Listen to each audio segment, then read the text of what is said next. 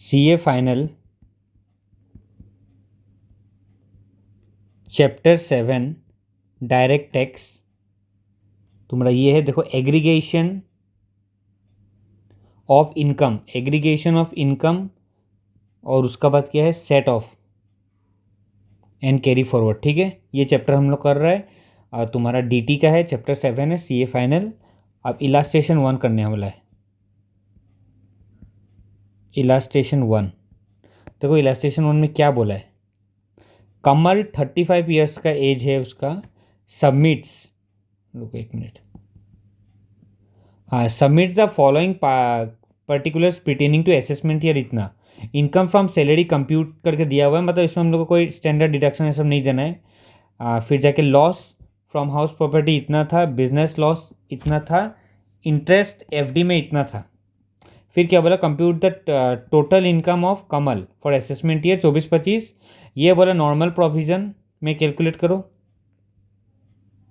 जो पहले हम लोग को लगता रहा। और ये बोलते हैं न्यू रेजिम,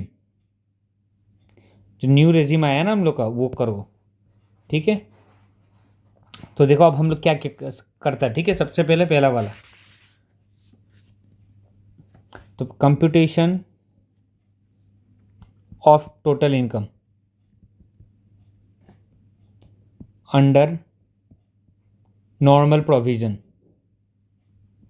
ठीक है, पहला क्या है, देखो पहला इनकम फ्रॉम सैलरी, सैलरी लिखो, सैलरी हेड का। ठीक है, इनकम फ्रॉम सैलरी कितना था, 4,20,000, 4,20,000 हो गया। अब उसका बाद क्या बोला है, loss from let out property, मतलब हाउस प्रॉपर्टी का लॉस। देखो हाउस प्रॉपर्टी का जो लॉस है ना, वो हम लोग इससे सेट ऑफ कर सकते हैं up to 2 lakh. Loss from house property 2 lakh तक हम लोग सेट ऑफ कर सकते हैं, 2 लाख। ठीक है, इसको लिख दो बाहर, 2,20,000 रेस्ट्रिक्टेड है 2 लाख तक हाउस प्रॉपर्टी का। वो भी याद रखना ओल्ड रेजिम में, मतलब वो नॉर्मल वाला में। अगर नया वाला में है तो वो भी नहीं कर सकते हम लोग, वो आपको आगे जाके दिखेगा। बिजनेस लॉस कितना था, 1,20,000। क्या हम लोग बिजनेस लॉस सेट ऑफ कर सकते हैं हाउस ये इनका सैलरी से, नहीं कर सकते हैं। तो यहाँ लिखो बिजनेस, बिजनेस लॉस ये हम लोग का क्या होगा, कैरी फॉरवर्ड होगा। कितना था, 1,20,000। एक बार यहाँ 1,20,000 लिख दो, यहाँ मत लिखो नहीं तो गड़बड़ हो जाएगा। यहाँ लिख दो 120 कैरी फॉरवर्ड। उसका बाद क्या है, देखो उसका बाद ये बैंक इंटरेस्ट। हाँ, ये तो हम लोग का बिजनेस लॉस हम लोग सेट ऑफ कर सकते हैं।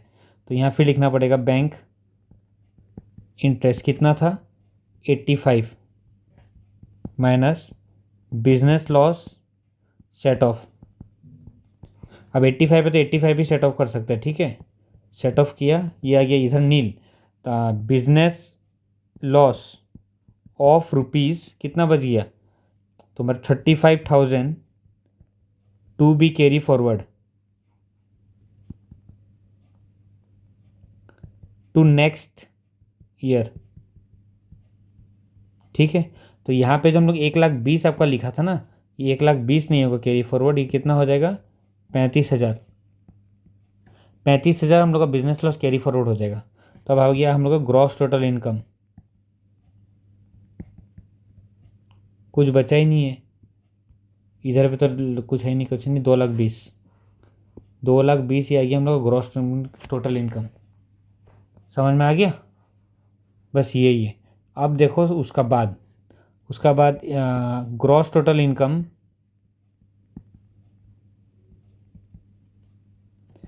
Under default tax regime.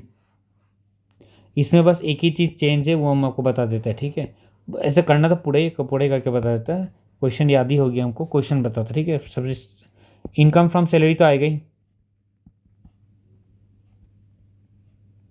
कितना था, 420। अब जो देखो बिजनेस लॉस था हम लोग का, हाउस प्रॉपर्टी से लॉस था ना, वो यहाँ सेट ऑफ नहीं होगा। लॉस फ्रॉम हाउस प्रॉपर्टी कितना 230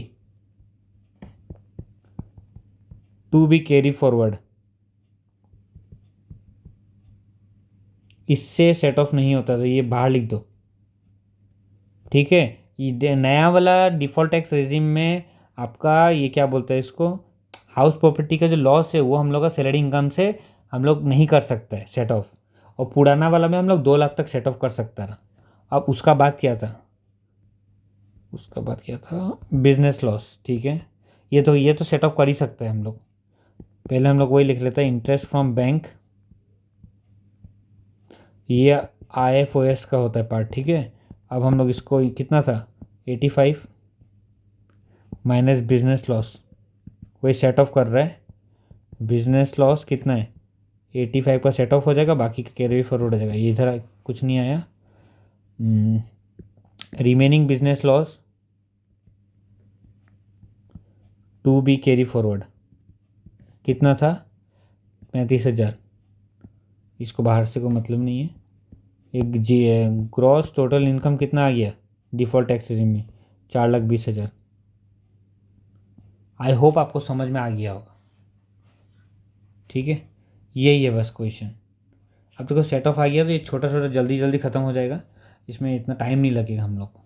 तो अब अच्छा से देख लो इसको, ठीक है। समझ में आ गया। अगर कोई डाउट हो तो मुझे कमेंट करो, मैं आपको फिर से एक्सप्लेन करूँगा। Thank you.